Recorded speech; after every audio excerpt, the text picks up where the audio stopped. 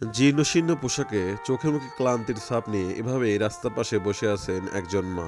5 মাস বয়সী এই ছোট্ট শিশুর খাবার জোগাড় করার আশায় ছুটে চলেছেন এক জায়গা থেকে অন্য জায়গায়।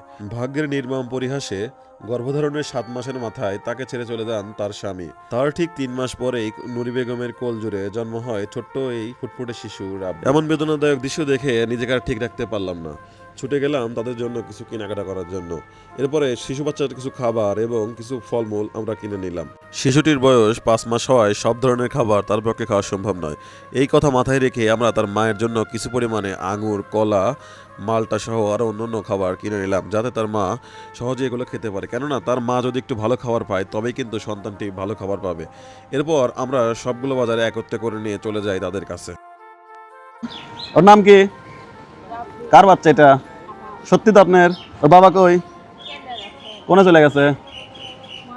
হ্যাঁ, সত্যি কথা বলেন। আপনার সাথে যোগাযোগ নাই? যোগাযোগ নাই। এদের বাচ্চা হয়েছে, খবর নেয় না যে বাচ্চা হয়েছে? হ্যাঁ,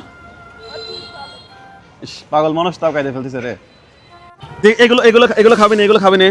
হ্যাঁ, এগুলো খাবি না। যে এটা হলো, এটা বাচ্চাদের তাই এটা খায়। দেখেন তো, এটা না, এগুলো সবই আপনার ছেলের।